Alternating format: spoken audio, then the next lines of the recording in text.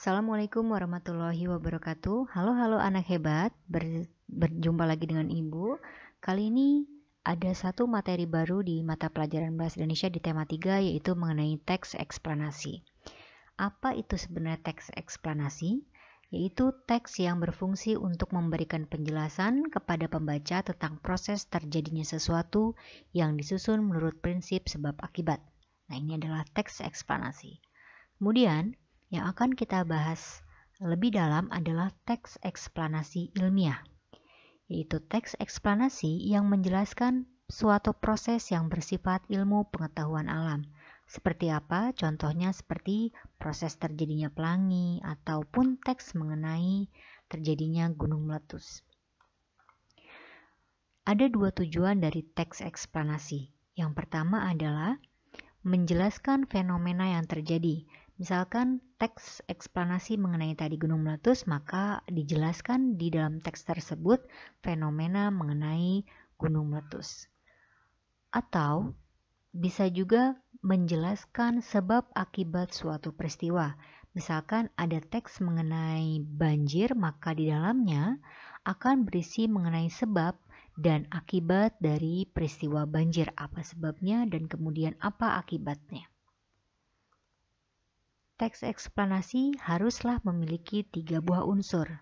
Yang pertama yang disebut dengan pernyataan umum, yaitu informasi singkat mengenai hal yang dibicarakan atau diinformasikan. Jadi, pernyataan umum ini biasanya ada di paragraf pertama. Kemudian, yang kedua adalah adanya deretan penjelas.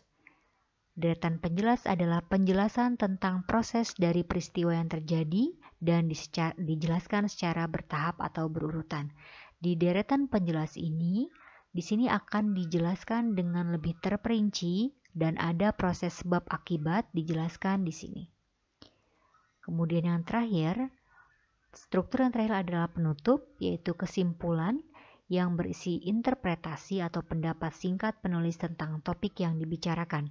Jadi, penutup seringkali disebut juga sebagai interpretasi karena di dalam penutup itu adalah kesimpulan ataupun pendapat yang ingin disampaikan oleh penulis.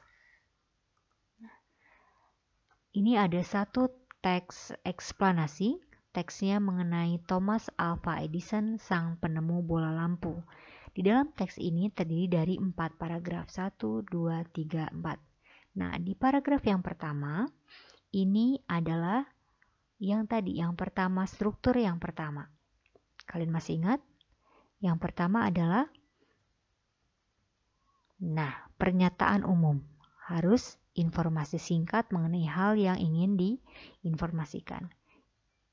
Ini pernyataannya masih umum. Pernahkah terbayang olehmu hidup tanpa penerangan dan lain sebagainya sampai titik. Kemudian paragraf 2 dan 3 ini yang disebut sebagai deretan penjelas. Jadi dijelaskan lebih terperinci mengenai Thomas Alva Edison, kemudian bagaimana dia membuat lampu tadi. Dan paragraf yang terakhir yang disebut sebagai penutup ataupun interpretasi dari penulisnya. Jadi penulisnya memberikan pendapatnya bahwa rasa ingin tahu yang tinggi dari Thomas Alva Edison dan sikap pantang menyerah mampu mengubah dunia menjadi lebih baik. Gitu. Jadi ini ada satu, ini yang kedua, dan ini yang ketiga. Ini pernyataan umum, yang paragraf 2 dan ketiga adalah deretan penjelas, dan yang terakhir adalah penutup atau interpretasi. Ciri teks eksplanasi ada 3 kalau kita simpulkan. Yang pertama adalah terdiri dari pernyataan umum, ada deret penjelas, dan ada penutup. Kemudian yang kedua, memuat informasi yang bersifat faktual.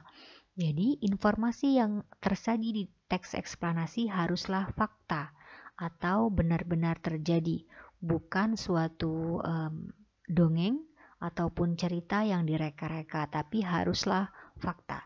Dan yang terakhir adalah informasi yang disampaikan bersifat keilmuan.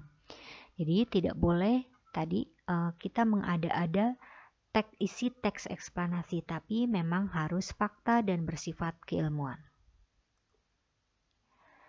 Oke, sekian penjelasan Bu Fitra mengenai teks eksplanasi. Ibu harap kalian paham dengan apa yang sudah Ibu jelaskan.